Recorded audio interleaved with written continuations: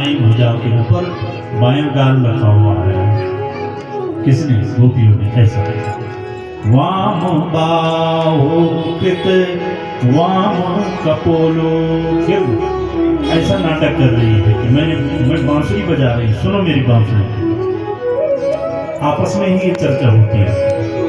तो ये जो युगल गीत है, ये दो जोड़ियां गोपियों की बनी हुई, इसका वर्णन सुखदेव जी ने किया। कंस के द्वारा अनेक असुर भेजे गए, प्रलंबासुर, केसी, सबको भगवान ने समाप्त किया।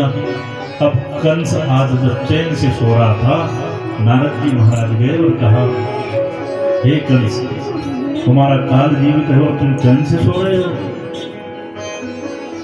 कंस ने कहा, महाराज क्या करूं, जितने असुर भेजे सब मारे गए। देवर्षि नारद ने कहा कि हे कंस, मैं तुम्हें एक युक्ति बताता हूं जिससे तुम अपने काल को आसानी से समाप्त कर लोगे। कंस खड़ा उठा और कहा, महाराज कैसी युक्ति है, बताओ मुझे।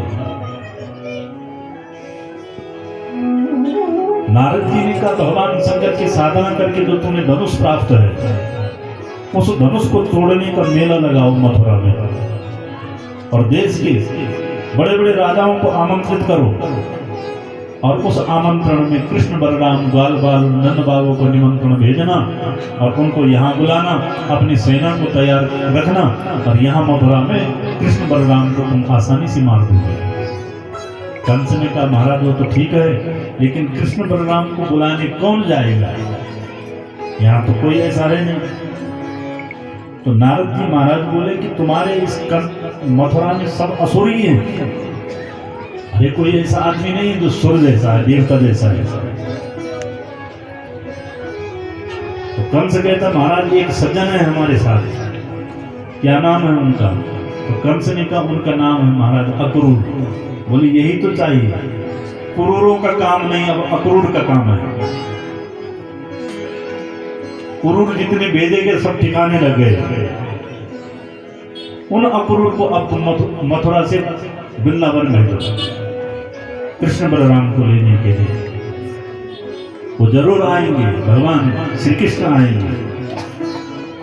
देवर्षि नारद के कहने के अनुसार कंस ने योजना बनाई, धनुष रखा, धनुष तोड़ने का जानबूझ करके मेला लगाया, और अक्रूर महाराज को आज कृष्ण बलराम को लेने के लिए मथुरा से वृंदावन भेजा।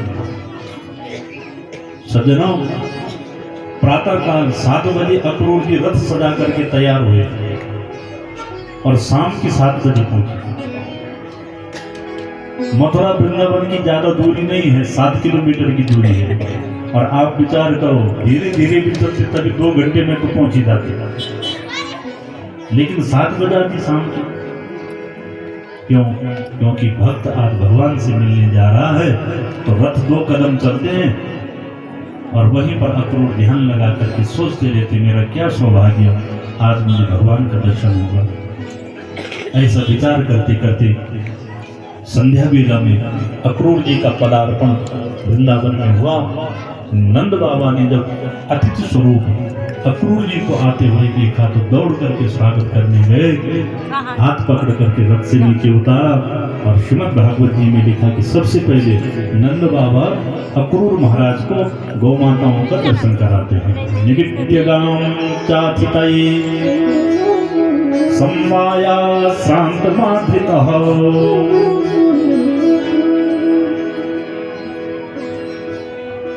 गौशाले में जाकर गौ माताओं का दर्शन कराते।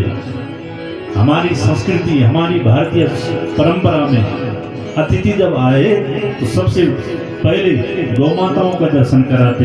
इसमें कई रहस्य है।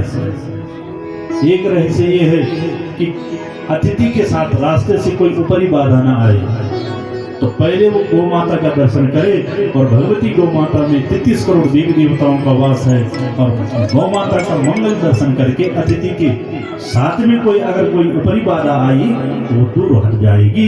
इसलिए भी गायों का दर्शन सबसे पहले कराते हैं।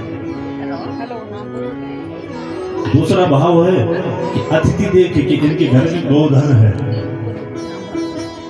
हमारे यहाँ गौ को, गौ माता को धन कहते हैं, धन। और केवल धन नहीं, धन चैन कहते हैं, मतलब इस धन के पास ही चैन है। अतिथि आए और गायों का दर्शन करे और देखे यहाँ बहुत दुधारू गौ माताएं हैं, यहाँ तो खूब गोरस मिलेगा, अतिथि है। आज की संस्कृति में